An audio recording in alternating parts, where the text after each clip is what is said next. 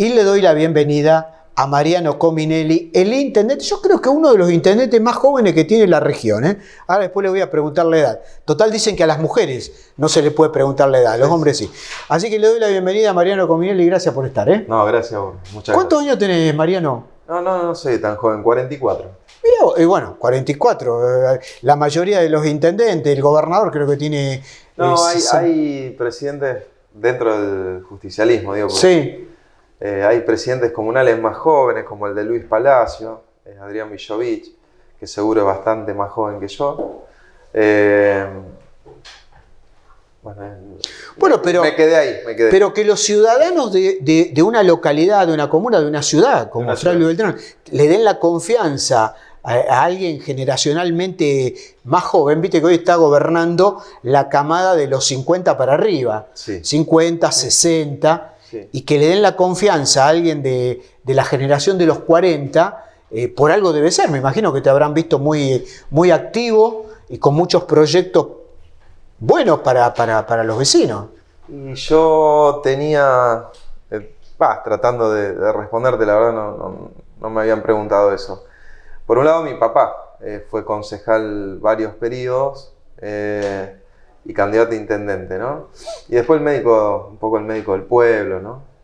Y yo venía trabajando muy duro. ¿En la militancia dentro del peronismo? Sí. Bueno, mi forma de militar, ¿no? Yo que todavía de alguna forma sigue siendo igual.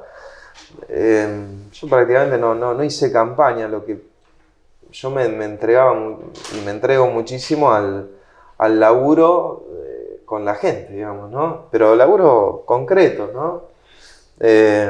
Entonces, cuando llegó el momento de la intendencia, o sea, de la campaña para la intendencia, yo no hice campaña. Claro, te presentaste, pero ya te conocían.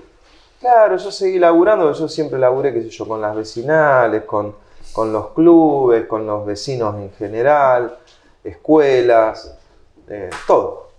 Y entonces como que yo no sentí ningún cambio, o si querés, o sea, yo no sentí ningún cambio entre el periodo de campaña y no campaña, más allá de los nervios, obviamente, de ser candidato a intendente de una ciudad. Y haber logrado el triunfo. Sí. Ahora, ¿pudiste, con esto de la pandemia, que obviamente nadie la esperaba, poder desarrollar la idea de gobierno que tenías dentro de la ciudad? ¿O lo hiciste parcialmente? ¿Los fondos tuvieron que ser destinados para otra cosa? ¿Cómo la venís llevando? Mirá, fueron como para mí, digamos, primero una experiencia inédita como para todos, ¿no? Ahora, dentro de lo que es el esquema gubernamental del municipio, obviamente tuvimos que hacer grandes modificaciones de todo tipo, presupuestarias por un lado, pero también y fundamentalmente de recursos humanos. A nosotros nos demandó muchísimo esfuerzo, tenemos un recurso humano pero muy limitado, también un presupuesto bastante limitado, muchas veces eso va de la mano. Entonces el esfuerzo fue muy grande, el cambio de cabeza y de acomodarte a las nuevas circunstancias reinantes también fue muy claro, seguramente vos tenías un plan y después cuando te encontraste con la pandemia tuviste que modificar todo. Tuve que reorientar algunas cuestiones y exigirnos muchísimo más de lo que ya nos veníamos exigiendo. Ahora, no pudimos ni quisimos obviamente interrumpir absolutamente nada del resto de las áreas del municipio, ya sea en obra pública y demás. Es más, te diría que en algunas áreas como obras públicas, obviamente salud y acción social, ¿no? Pero obras públicas, venimos incrementando, digamos, la obra pública en relación a los años de no pandemia. Y eso tiene que ver con dos razones. Por un lado, porque pudimos mantener bastante equilibradas las cuentas municipales, a pesar de que los gastos fueron mucho más grandes. Y por otro lado, con el gobierno de Omar Perotti. ¿Por qué? Porque el gobierno de Omar, transcurridos los primeros meses graves de pandemia y demás, empezó a invertir. Y empezó a ¿Coincidís invertir con en lo que dice el Rolly Santa Croce, lo que dice Grandinetti, que el gobierno de Omar Perotti está poniendo obra pública en todas las localidades, independientemente de lo... Sí, claramente es así. Nosotros, por ejemplo, en este momento tenemos obra pública compartida con el gobierno provincial, 2 obras públicas en marcha. En realidad una en marcha y otra por arrancar esta misma semana.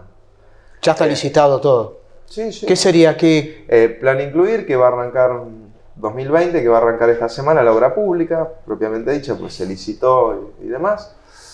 Y después tenemos una obra de caminos urbanos con vialidad provincial, son 21 cuadras de cordón cuneta, y el arranque del Plan Incluir.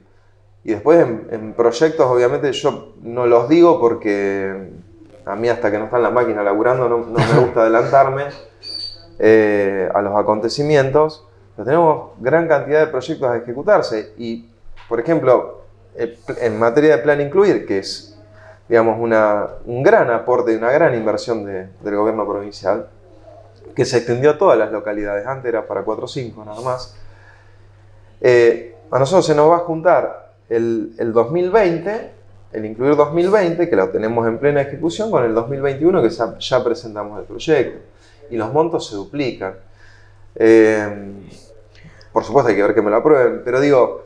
Sí, vemos que la obra pública no se ha detenido para nada, al contrario, se ha incrementado. Se ha incrementado, pero vuelvo a repetir. No, más allá de que nosotros hemos logrado mantener las finanzas municipales con un orden y un estructuramiento que nos permitió seguir adelante con la obra pública municipal propia, también la ayuda del gobierno provincial se siente muchísimo. Sí. Si el gobernador no hubiera, en el medio de un año de pandemia o más de un año de pandemia, tenido la capacidad de ordenar las finanzas provinciales, no podría estar haciendo obra pública en todo el territorio. Que fue criticado al comienzo por ese tipo de... Cuando ajustó para poder equilibrar las finanzas provinciales, es muy poco lo que ajustó. Lo criticaron. Te hago una por ejemplo, si no hubiese ordenado las finanzas provinciales, ¿cómo hubiera hecho para hacerle frente a la pandemia? Y seguro. Mariano, para ir cerrando, el tema del comercio, ¿cómo están? Porque sé que hay esto de las restricciones tienen que cerrar. No, yo firmo, para que vos tengas una idea, de cada 10 expedientes de comercio que firmo, 7 son de cierre y 3 de apertura. Nosotros estamos en ese... ¿Tan complicado?